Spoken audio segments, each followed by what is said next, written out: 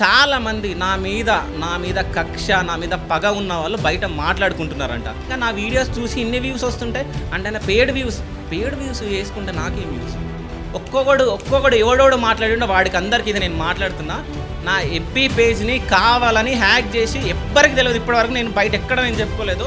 నేను ఆ ఛానల్లో వర్క్ చేసిన తర్వాత, నేను బయటకు వచ్చిన తర్వాత నా మీద చాలామంది రూమర్స్ స్ప్రెడ్ చేయడము, చాలా రకాలుగా మాట్లాడుకోవడం ఇవన్నీ జరిగినాయి.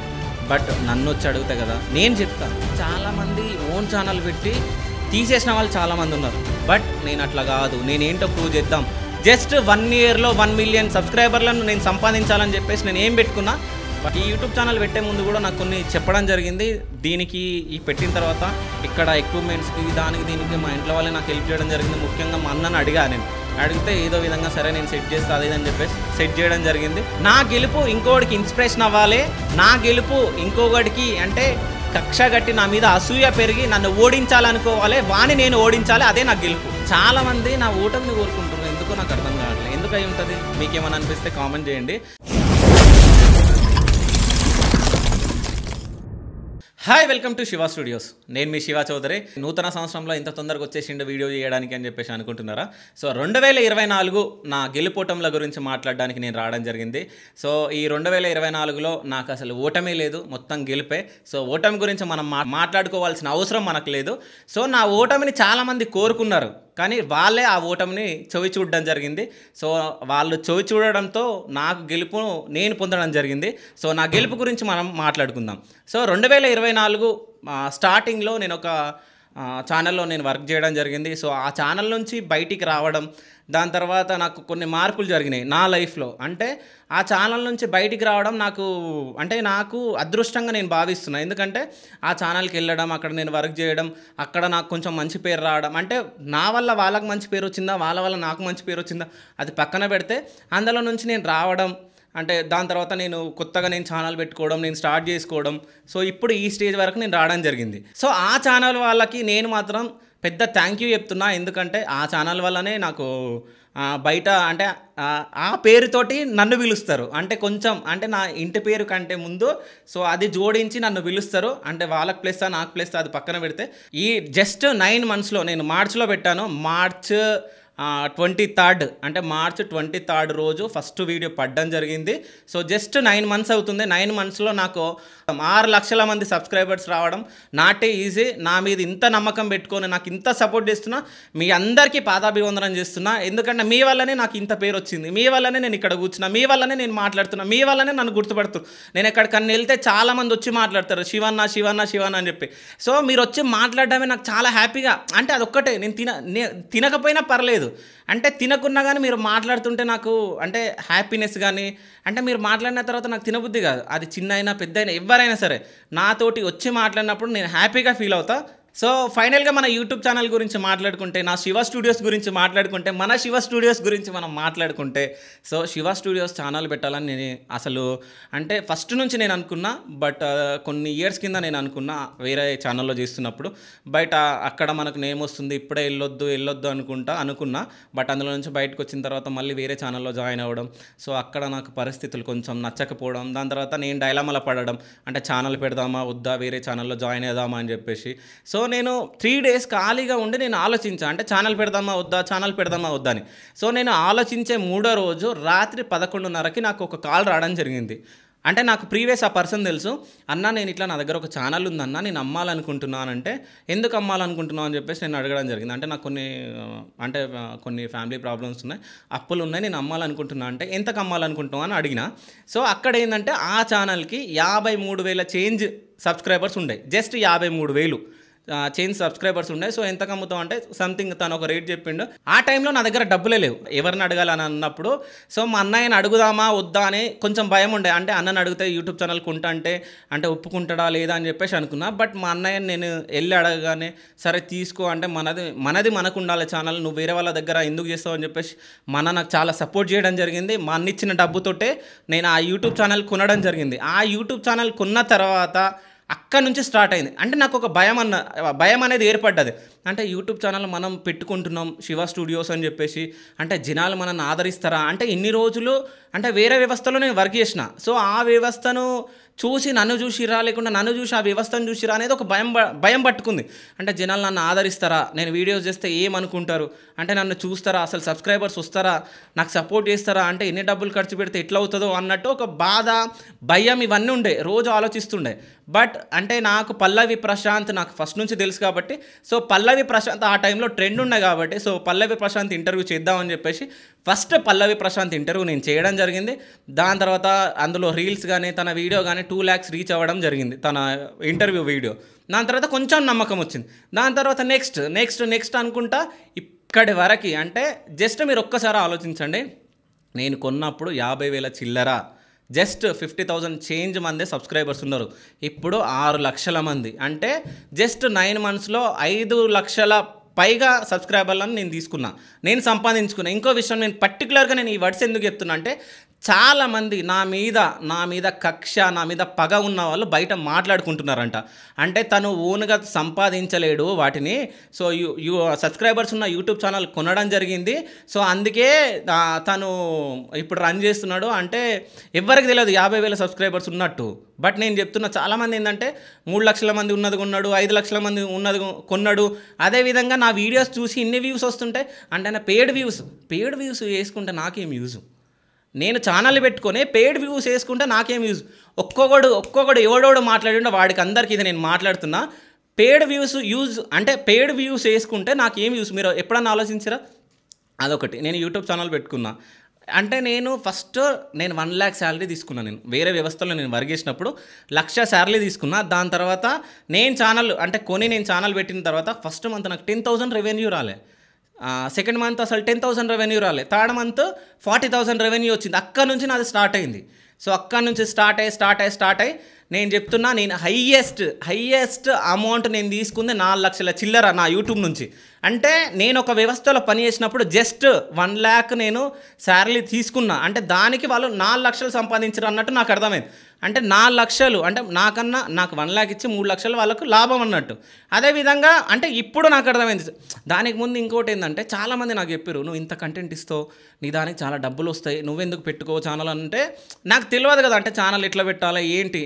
అంటే ఒక యూట్యూబ్ ఛానల్ పెట్టాలంటే జస్ట్ కంటెంట్ తేవడమే కాదు, దాన్ని ఎడిట్ చేయాలి, దానికి తంబు చేయాలి, దాన్ని అప్లోడ్ చేయాలి, దాన్ని రిలీజ్ చేయాలి, SEO వర్క్ ఉంటుంది, ఇవన్నీ ఉంటాయి. సో వీళ్ళందరూ నాకు కావాలంటే వాళ్ళందరికీ నేను శాలరీలు ఇవ్వాలి, ఎక్కడి నుంచి ఇవ్వాలని చెప్పేసి ఒక భయం ఉండే. సో పల్లవి ప్రశాంత్ ఇంటర్వ్యూ తర్వాత ఇంకా లైన్గా అట్లా ఇంటర్వ్యూలు చేయడం జరిగింది. దాని తర్వాత కొంతమంది నేను ట్రెండింగ్ ఉన్న వాళ్ళని ఇంటర్వ్యూ చేయడం జరిగింది. బట్ మీ అందరికీ తెలుసు, ఎంతమంది ఎవరిని ఇంటర్వ్యూ చేసినా జస్ట్ శివా చౌదరి ఇంటర్వ్యూ చేస్తే మాత్రం హైలైట్ అవుతారని మీ అందరికీ తెలుసు. అంటే నేను చెప్పుకోవడం కాదు, చాలామంది మీరు బయట కూడా మాట్లాడుకుంటారు. బట్ నేను ఈ స్టేజ్ వరకు అంటే శివ స్టూడియోస్ అని పెట్టి ఈ స్టేజ్ వరకు మీ ముందు కూర్చునేది మీ వల్లనే నేను కూర్చున్నా. బట్ నా గురించి చాలామంది చాలా రకాలుగా మాట్లాడుకుంటారంట. సో ఏంటో ఇప్పుడు మనం మాట్లాడుకుందాం. నేను ఈ స్టేజ్ వరకు వచ్చినంటే మీ వల్లే వచ్చా, బట్ దీనికి నా కష్టం కూడా తోడు. సో నా కష్టాలు చెప్పుకుంటే మీరు అసలు మీ కళ్ళలోకే నీళ్ళు వస్తాయి. నిజం చెప్తున్నా, నేను ముందు అంటే ఇట్లా నేను నడుస్తుంటే రాళ్ళు రప్పలు అసలు ఘోరంగా ట్రీట్ చేయడం జరిగింది. అంటే వీడు ఎట్లా పైకి వెళ్తాడు, ఎట్లా అది చేస్తాడు, బయట నా గురించి మాట్లాడుకోవడం, అంటే డిస్టర్బ్ చేయడం, అంటే వాళ్ళ మాటలతో డిస్టర్బ్ చేయడం. మీ అందరికి ఇంకో విషయం చెప్తున్నా, నా FB పేజ్ని కావాలని హ్యాక్ చేసి ఎవ్వరికి తెలియదు ఇప్పటివరకు, నేను బయట ఎక్కడ నేను చెప్పుకోలేదు. నా FB పేజ్ జస్ట్ 3 monthsలో 1,50,000 మంది నా FB పేజ్ క్రియేట్ అయింది, దాన్ని కూడా హ్యాక్ చేయడం జరిగింది. ఇప్పటివరకు నేను బయట చెప్పుకోలేదు. ఎందుకు చెప్పుకోవాలంటే శివగాడి పేజ్ పోయింది అంటే ఎవరు పేజ్ హ్యాక్ చేసారో వాళ్ళకి తెలుసు.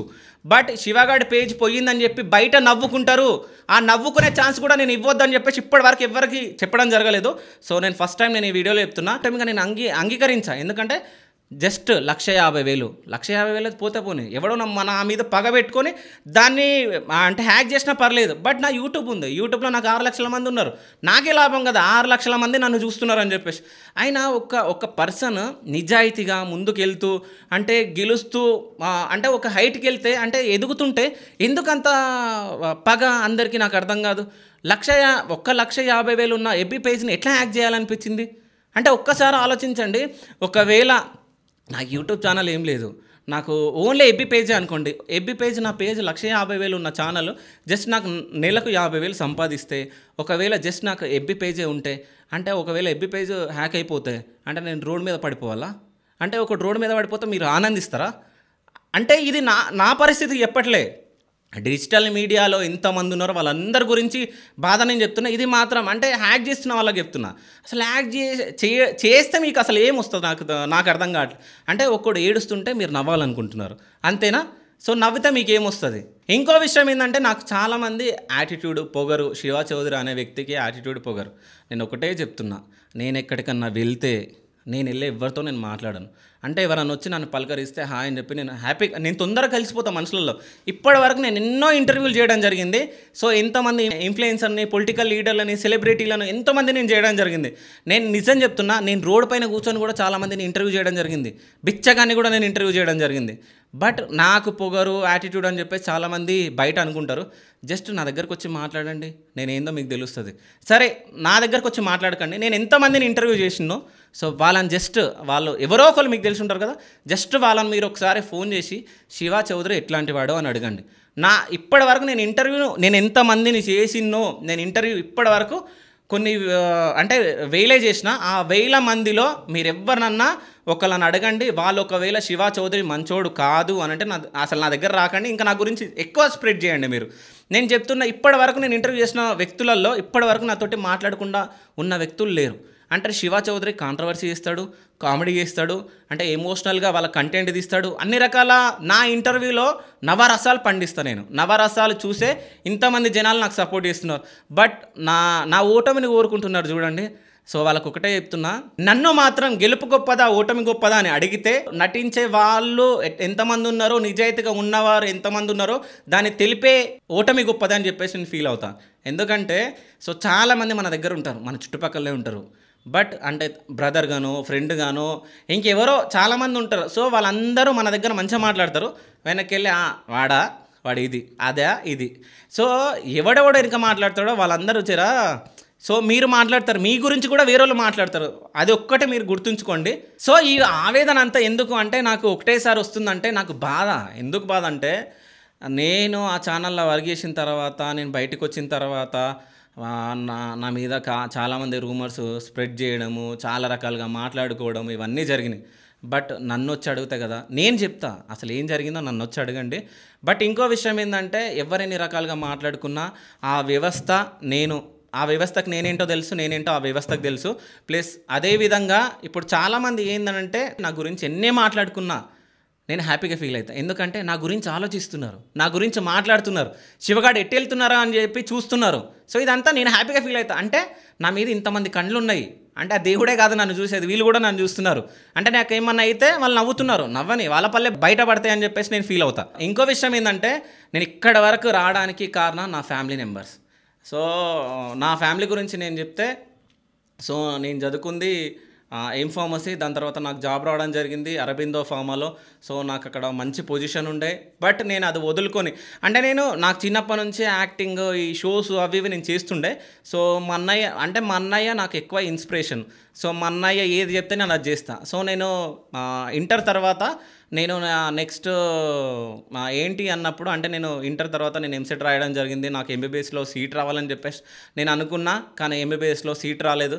బట్ అంటే మా అన్న కూడా, నేను ఇంకో విషయం మీకు చెప్పాలి, నేను ఎంసెట్ ఎగ్జామ్ రాయడానికి వెళ్ళినప్పుడు మా అన్నయ్య నన్ను డ్రాప్ చేసిండు.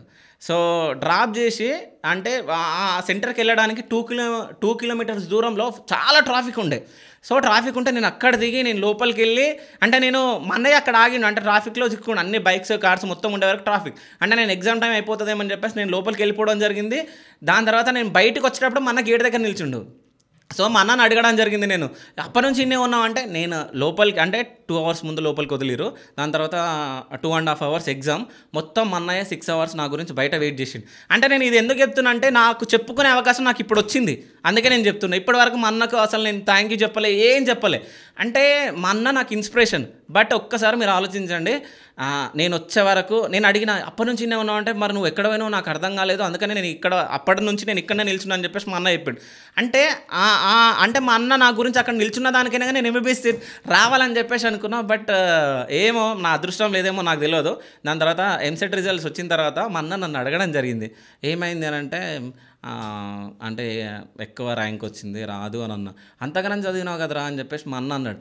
అంటే అంతగానం చదివినావు అన్నాడు కానీ నువ్వేం చదవలే అనలే. సో అది నాకు అంటే ఏమో మా అన్న ఆ మాట అన్నప్పుడు నాకు అంటే లోపట అంటే తిట్టలేడు కదా నన్ను సీట్ రానందుకు, అంటే బాగానే అన్నాడు కదా, అంటే నేను చదివినా అని చెప్పి మా అన్నకు తెలుసు కదా అని చెప్పేసి ఫీల్ అయినా. అంటే పర్టికులర్గా మా అన్న గురించి నేను ఎందుకు చెప్తున్నా అంటే, సో మా అన్న నేనేది మాట్లాడితే మా అన్న నన్ను కరెక్ట్ అంటాడు, మా అన్న ఏది మాట్లాడినా నేను కరెక్ట్ అంటే అన్నదమ్ముల బంధం ఏంటో అనే దాని గురించి నేను చెప్తున్నా. సో మా అన్న ఏది మాట్లాడినా అంటే మా అన్న చెప్పిందే కరెక్ట్. నేను ఏదైనా మాట్లాడితే అది అట్లా కాదురా ఇట్లా అని చెప్పేసి మన నాకు చెప్తా ఉంటాడు. ఈ యూట్యూబ్ ఛానల్ పెట్టే ముందు కూడా నాకు కొన్ని చెప్పడం జరిగింది. దీనికి ఈ పెట్టిన తర్వాత ఇక్కడ ఎక్విప్మెంట్స్కి దీనికి మా ఇంట్లో వాళ్ళే నాకు హెల్ప్ చేయడం జరిగింది. ముఖ్యంగా మా అన్నను నేను అడిగితే ఏదో విధంగా సరే నేను సెట్ చేస్తా అదే అని చెప్పేసి సెట్ చేయడం జరిగింది. సో మా అన్న గురించి అంటే వాళ్ళ అన్న గురించి చెప్తున్నా అంటే మా అన్న నాకు సపోర్ట్ చేసింది కాబట్టి నేను చెప్తున్నా. సో అంటే ఎక్కువ చెప్తే మళ్ళీ ఏదో అనుకుంటారు, అంటే వాళ్ళ అన్న గురించి డప్పు కొడుతుండు. మరి మా అన్న గురించి నేను డప్పు కొట్టుకుంటే ఇంకెవరు కొడతారు? సో నేనే చెప్పుకోవాలి కదా మా అన్న గురించి. అదొకటి. ఇంకో విషయం ఏంటంటే మా ఇంట్లో మొత్తం మా అమ్మ నాన్న, అంటే మా నాన్న పేరు కృష్ణ, మా అమ్మ పేరు సక్కుబాయ్, సో మా అన్నయ్య పేరు పరమేశ్వరరావు.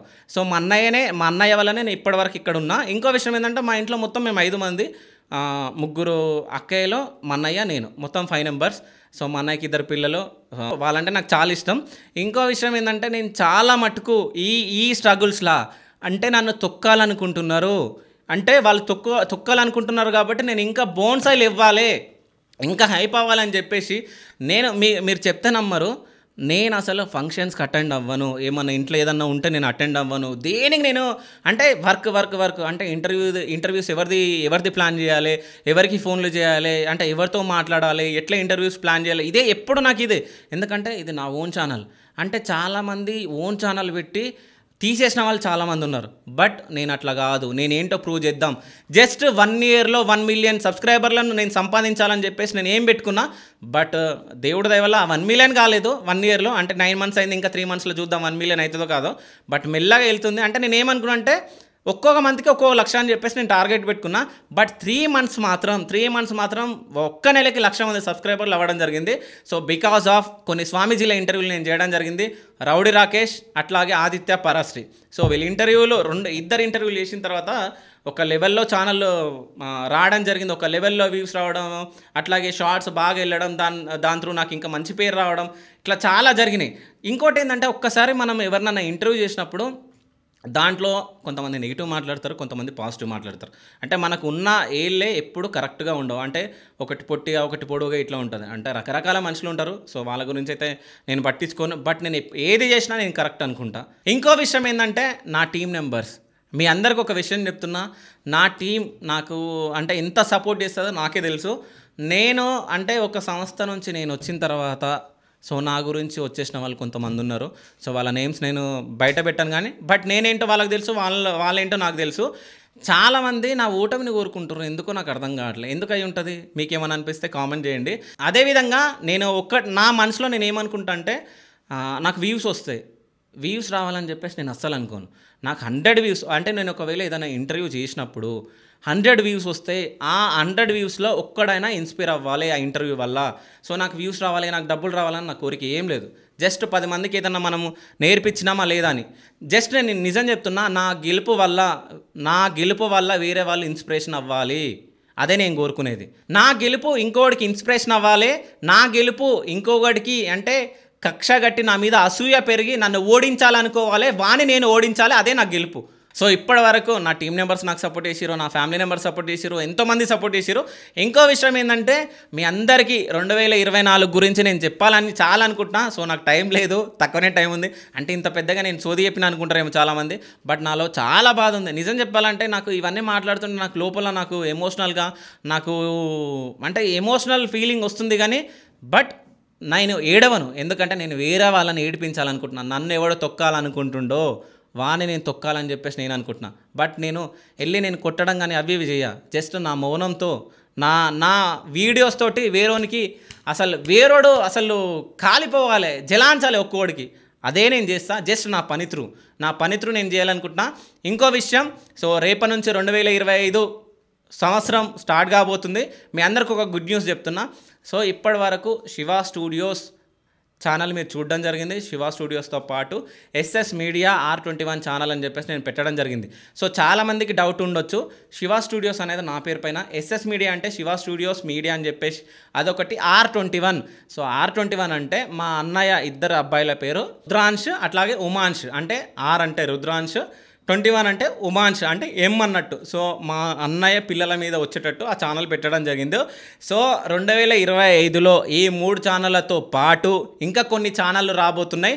సో మిమ్మల్ని ఇంకా ఇంప్రెస్ చేయడానికి, ఎంటర్టైన్మెంట్ చేయడానికి ఇంకా కొన్ని కొత్త ఛానల్తో నేను రాబోతున్నా. సో అంటే ముందు ఇంకా మంచి వీడియోస్తో పాటు అంటే నా ఓటమిని ఎవరు కోరుకుంటున్నారో వాళ్ళకి ఇంకా అసూయ పెరిగేటట్టు నా వీడియోలు రాబోతున్నాయి. సో కొత్త ఛానల్ రాబోతున్నాయి, ఒక్కోడికి జలాంచబోతుంది. సో దీనికన్నా నేను ఎక్కువ ఏం చెప్పలేను. బట్ మీ అందరికీ నేను చెప్తున్నా, మీరందరూ నాకు సపోర్ట్ చేశారు. Each and everything. మీరు ఎంతమంది చూస్తున్నారో మీ పేర్లు ఎవరివి నాకు తెలియదు. బట్ స్వాతి, రాజు, సీత ఇట్లా చాలామంది పేర్లు ఉంటారు. సో వాళ్ళందరికీ నా వీడియోని ఆదరిస్తున్న ప్రతి ఒక్కరికి నేను పాదాభివందనం చేసుకుంటున్నా. మీ వల్లనే నేను ఇక్కడ కూర్చుంటున్నా. ఈ మైకు, ఆ కెమెరా, ఈ టేబుల్, ఈ బుక్కు, నేను ఇవన్నీ మీ వల్లనే. సో మీ సపోర్ట్ ఉన్నన్ని రోజులు శివగాడు ఎప్పుడు ఓడిపోడు. మీ సపోర్ట్ నాకు ఎప్పటికీ ఉండాలి. మీ సపోర్ట్ ఉన్నంత వరకు శివగాడు ఎప్పుడు ఓడిపోడు. సో నా ఓటమిని కోరుకుంటున్న వాళ్ళు ఓటమి పాలవ్వాలి. సో ఇదే నేను కోరుకునేది. మీ సపోర్ట్ నాకు ఎప్పుడు ఉండాలి. సో నూతన సంవత్సర శుభాకాంక్షలు. అంటే నేను ఇప్పుడు ఎంతగానో మాట్లాడుతున్నారో 10 రెట్లు మీరు కూడా అంటే మీ లైఫ్లో మంచి జీవితాన్ని లీడ్ చేసి ఇట్లాగే అందరూ అంటే మిమ్మల్ని ఎవరెవరు తొక్కాలనుకుంటున్నారో వాళ్ళందరినీ మీ పని త్రూ అంటే మీ టాలెంట్ త్రూ తొక్కేయాలని చెప్పేసి నా మనస్ఫూర్తిగా కోరుకుంటున్నా. సో మీ అందరికీ happy new year. So enjoy the year. So thank you so much. Thank you. Bye bye.